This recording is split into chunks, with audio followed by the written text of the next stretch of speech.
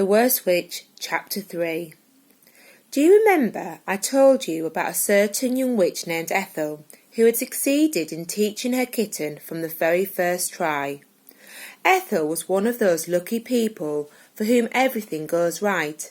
She was always top of the class, her spells always worked, and Miss Hardbroom never made any icy remarks to her. Because of this, Ethel was often rather bossy with the other girls. On this occasion she had overheard the whole of Mildred's encounter with Miss Hardbroom, and couldn't resist being nasty about it. "I think Miss Cackle gave you that cat on purpose," Ethel sneered. "You're both as bad as each other." "Oh, be quiet," said Mildred, trying to keep her temper. "Anyway, it's not a bad cat. It'll learn in time." "Like you did," Ethel went on. "Wasn't it last week that you crashed into the dustbins?" "Look, Ethel," Mildred said, "you better be quiet, because if you don't I shall—" "Well?" "I shall have to turn you into a frog, and I don't want to do that." Ethel gave a shriek of laughter. "That's really funny," she crowed. "You don't even know the beginner's spells, let alone ones like that." Mildred blushed and looked very miserable. "Go on then," cried Ethel. "Go on then. If you're so clever, turn me into a frog. I'm waiting." It just so happened that Mildred did have an idea of that spell, and she had been reading about it in the library.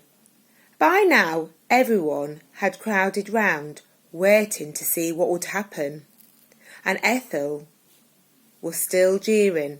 It was unbearable.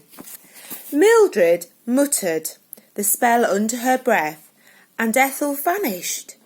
In her place stood a small pink and grey pig. "Oh no! That's torn it. You've done it now, Mildred." Mildred was horrified. "Oh, Ethel," she said, "I'm sorry, but you did ask for it." The pig looked furious. "You beast, Mildred Hubble," it grunted. "Change me back." At that moment, Miss Hardbroom suddenly appeared in the middle of the yard. Where is Ethel?" she asked. "Miss Bat would like to see her about extra chanting lessons."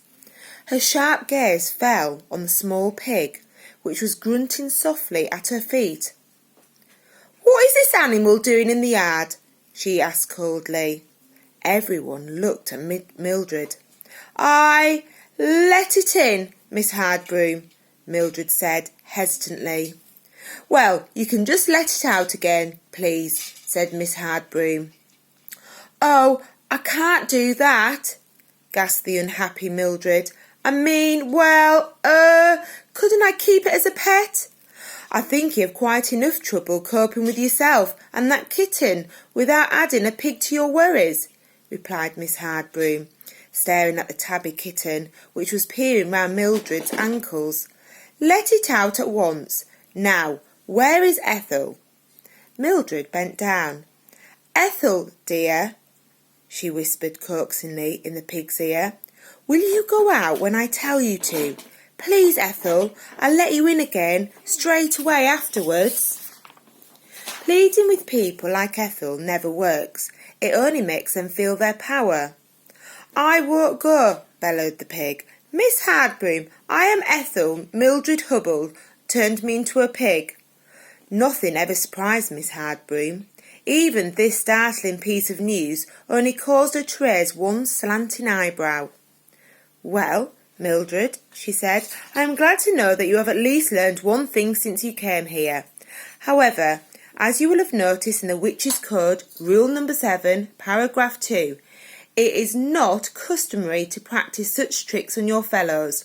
Please remove the spell at once." "I'm afraid I don't know how to," Mildred confessed, in a very small voice. Miss Hardbroom stared at her for a few moments. "Then you'd better go and look it up in the library," she said. "Take Ethel with you, and on your way drop in and tell Miss Bat why Ethel will be late." Mildred picked up her kitten and hurried inside, followed by the pig. Fortunately, Miss Bat was not in her room, but it was most embarrassing going into the library. Ethel was grunting loudly on purpose, and everyone stared so much that Mildred could have crawled under the table. "Hurry up," moaned the pig. "Oh, stop going on," said Mildred as she flicked hastily through the huge spell book. "It's all your fault anyway. You actually asked me to do it. I don't see why you're complaining."